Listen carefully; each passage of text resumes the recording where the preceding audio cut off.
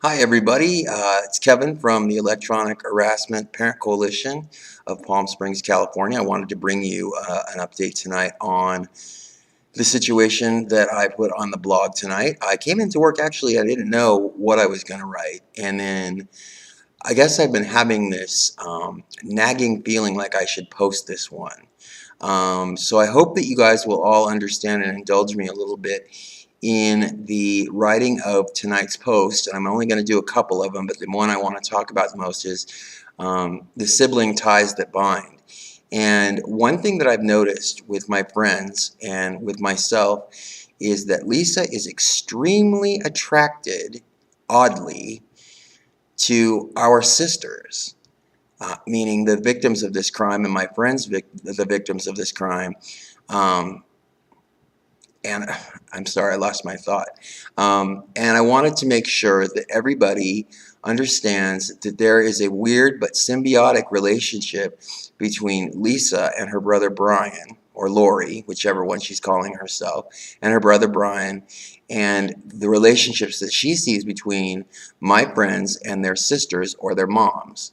Um, it has come as no surprise to me that once I started working on this case in a particular area, and I started looking for the person that was told to me was Lisa, that she became very combative. And I've said this before, she's not very empathetic or sympathetic to anything that any of the victims of this crime go through. In fact, when it came time to present information about a restraining order to an attorney, she pretty much said that, what I was talking about was crazy, which is what Lisa does.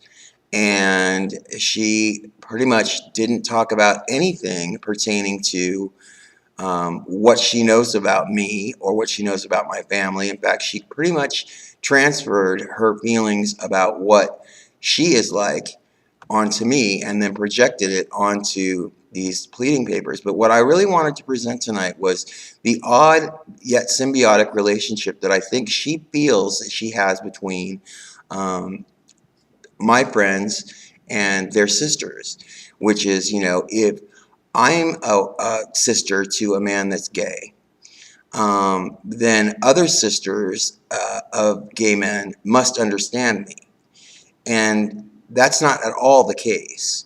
I want everybody to understand that what my understanding is, and this is alleged, is that Lisa's destruction of her relationship between her brother and her family has given her a sense that every sister with a gay man for a brother has the same relationship that she does, and that if she could be successful in turning her brother into a person that does everything for her, that she could contact our sisters, and that we, as electronic harassment victims, would basically turn into her brother.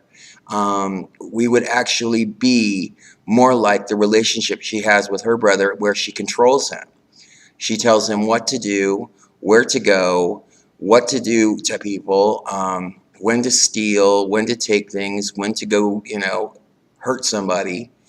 And she sees him as a protector. And my friends, Anthony, Jonathan, Christopher, and Mark, do not have family in the area. And so I know for a fact that all of them are really, really, really close. I'm sorry, I'm kind of stumbling tonight because I'm kind of hearing a lot of stuff going on in my head with Lisa and this posting. Um, but my friends don't live here. Their families don't live here. Jonathan's in Michigan. Jonathan's family's pretty much in Michigan and Arizona. Anthony's in Denver. Christopher's is in New York, and Mark's in Connecticut. So everybody's family is far away. And with her manipulation of the phone system, what she makes it look like is, with these arrests and everything, it's like we're these big loser drug addicts like her brother, and that we don't care about our families, which is completely not true. And just like with her brother, she wants to destroy the relationship between ourselves and our families. Well, fortunately for everybody, my family lives close. But that did not stop her from trying to destroy that relationship between myself and my sister. It's come to my attention with some of the people that I've been talking to that for years she would come around and talk about how, I was this big loser drug addict, and I was, my sister and I had this strained relationship, and we weren't talking to each other, we weren't friends, and all this other stuff. And when I returned to the area, and I was the person that I was when I left, I think a lot of people saw me as this person that she had created instead of the person that I really was. She contends that she's never said anything about me or all this other stuff, which is not true. But what I also saw was a systematic destruction of the relationships between Christopher and his sister, by not allowing him to go home for her wedding and forwarding his mom's phone number and his sister's phone number so he couldn't call them.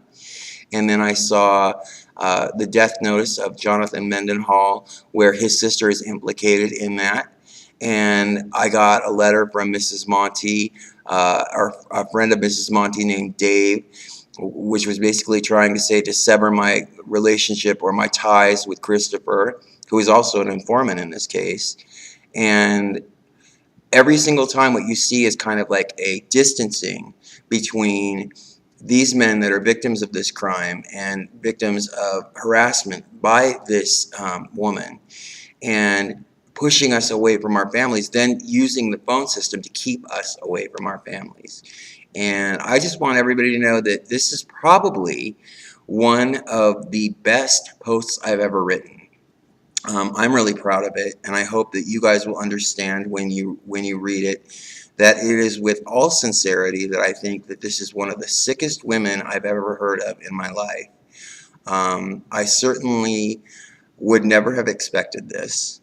It's clear from the diaries that I wrote for years and years before I ever even came to Palm Springs that I never thought about this woman. I never would have, until she was brought up to me as the person known as Lisa, and then it kind of made sense. So I just want everybody to know, I'm looking kind of tired tonight because I work overnights, but I worked really hard on this one. It was a labor of love. It kind of was hard to write at first, and it makes sense to all of my friends, I'm sure.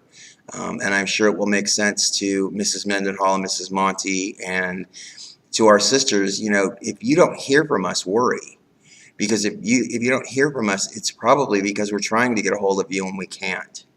So I want to make sure that everybody knows that if you're having trouble getting a hold of your son, or getting a hold of somebody that you love in the area because she's forwarding a phone, call Sergeant Anderson. He can do some good for you. He can probably do something with this situation with the phone system too. She's got a proclivity for forwarding phones and for stealing phones and then listening to voicemail messages. So, Christopher may have gotten a message from his mom, but she might have erased it. Or Jonathan might have gotten something from his sister, but she might have listened to it and deleted it. So I want everybody to know that I think she's trying to figure out her odd relationship with her brother that she created with him, a codependent relationship, and I think she thinks that now she's been successful with that, she can move on to other brothers of sisters that are gay and do the same thing to them. She's a creature of habit. This is not something that I have entered into lightly when I thought about this tonight. I know that this woman has called my sister and has threatened my family, and I don't know that she thought that this was going to make her closer to her, or if she didn't realize that my relationship with my sister is rock solid. So I just want everybody to know that I'm doing my best. I have the next couple of nights off, but I'm going to be working on the blog probably, and hang in there because I think we're getting some progress made. All right? I'll talk to you guys later. I'm fine. I love you, Christopher. Everybody be good.